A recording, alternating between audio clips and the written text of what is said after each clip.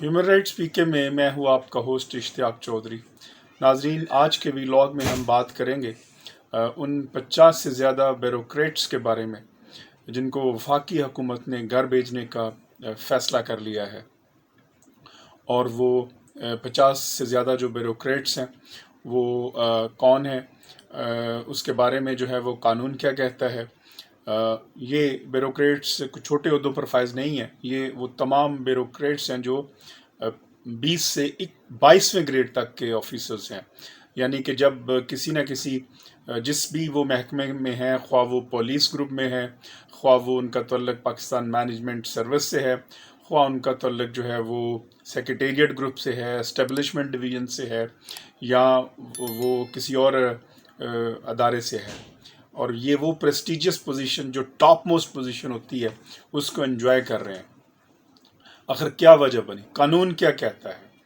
तो जिस कानून के ज़रिए इन तमाम ब्यूरोक्रेट्स के ख़िलाफ़ प्रोसीड किया गया, वो कानून है जो रिसेंटली आया, जो civil servants directly retirement rules 2020, जो फाइनलाइज इसी ईयर्स में हुए।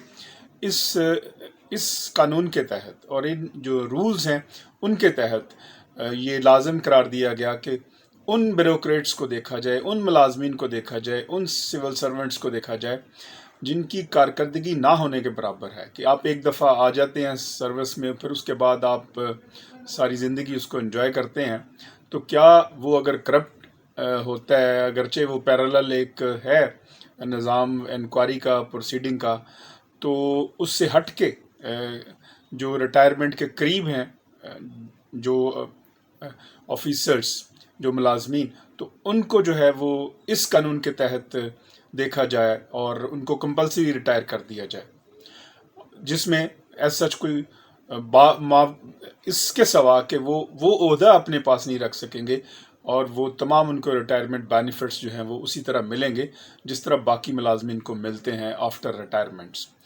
तो इस कानून में 6 बुनियादी चीज़ें हैं जिनको बुनियाद बनाया गया है, और जिसके तहत जो है वो कोई भी जो मुलाजिम है वो उसको जो घर भेजा जा सकता है कंपल्सरी रिटायरमेंट करके। वो 6 चीज़ें मैंने जो गिनवाई हैं वो कौन सी हैं? उसमें सबसे पहले ये है कि अगर वो शख्स करप्शन में मुलव्वस है और वो करप्शन में गिल्टी हो जाता है, तो इन रूल्स के तहत वो घर चला जाएगा।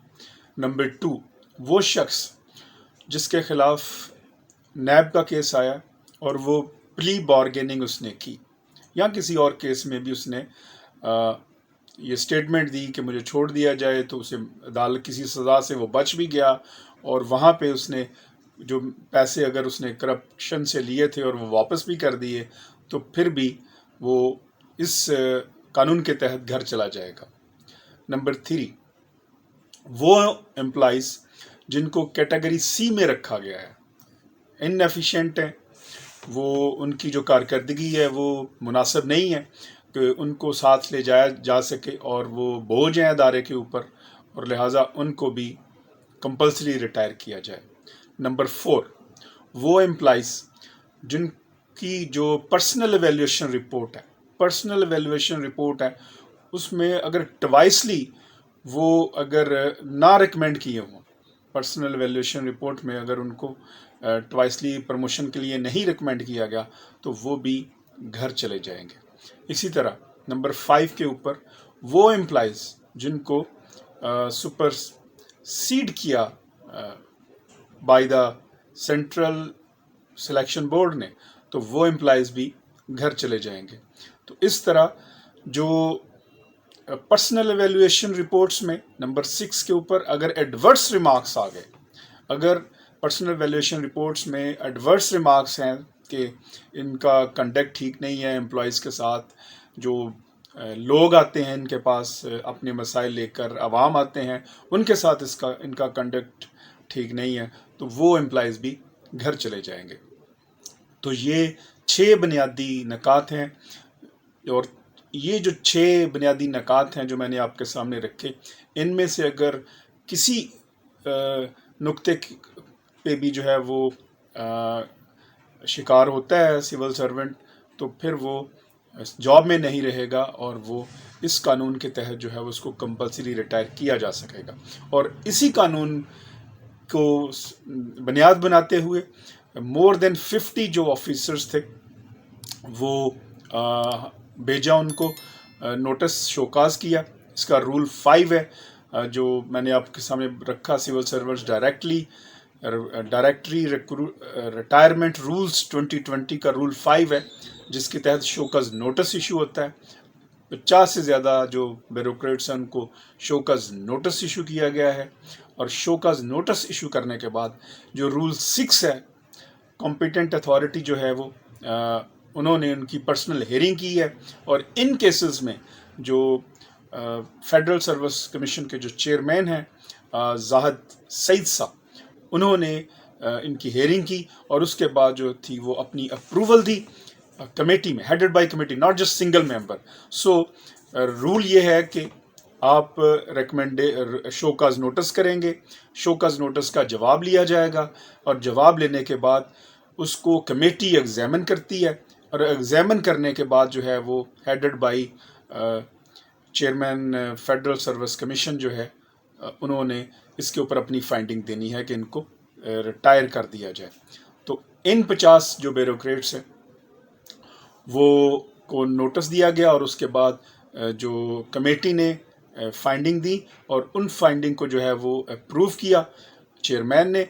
अब फाइनल जो अथॉरिटी है वो प्राइम मिनिस्टर है और बीइंग एन ऑथोराइज्ड ऑफिसर जो है वो जो चेयरमैन है फेडरल सर्विस कमीशन है, उन्होंने ये केस प्राइम मिनिस्टर को भिजवा दिया है। अब प्राइम मिनिस्टर की अप्रूवल के साथ ही ये तमाम जो ब्यूरोक्रेट्स हैं 50 जो इनएफिशिएंट हैं, किसी न किसी तरह करप्शन में मुलव्वस रहे और किसी न किसी तरह वो प्ली बारगेनिंग में मुलव्वस रहे और किसी न किसी तरह वो अब पर्सनल एवेल्यूएशन रिपोर्ट में उनके खिलाफ एडवर्स रिमार्क्स आए, वो इनकॉम्पिटेंट थे, वो कैटेगरी सी में थे, वो इस काबिल नहीं थे कि वो उनको आगे लेके जा सके, तो वो तमाम के तमाम वो फारिग हो जाएंगे। डेफिनेट है आफ्टर हैविंग बिन रिटायर्ड, कंपल्सरी रिटायर्ड, वो उनके पास अपनी लीगल ऑप्शंस हैं, वो अपना केस भी कर सकेंगे, वो अलग से चीज़ें देखने वाली हैं। लेकिन इस रूल के तहत जो है वो किसी लॉ में इनकी प्रोसीडिंग्स को चैलेंज नहीं किया जा सकता। और फाइंडिंग जो फाइनली है, जो फाइनिंग लेटर है, उसके बाद जो है वो they will have equal right to agitate their grievance in accordance with law. और उस पे जो है वो फिर आगे फेडरल सर्विस ट्रिब्यूनल ने देखना है और ये मामला आगे जा सकते हैं। तो सबसे खुशाइंद बात यह है कि कम से कम ये जो है रिटायरिंग जो रूल्स हैं ये एक अच्छा लॉ है इस हद तक कि जो एग्जामिन होना चाहिए, हर जो पब्लिक सर्वेंट है एग्जामिन होना चाहिए। बल्कि इस तरह का कानून तो मैं समझता हूँ पॉलिटिशियन के लिए भी होना चाहिए।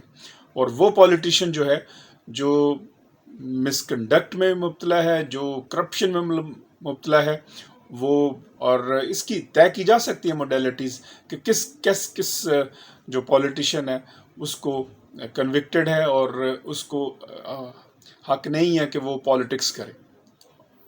इसके ऊपर भी सोच विचार करने की ज़रूरत है। लेकिन चूंकि पार्लियामेंट में वही बैठे हैं, वही करप्ट माफिया बैठा है, करप्ट एलीट बैठी है जो ये नहीं करेगी।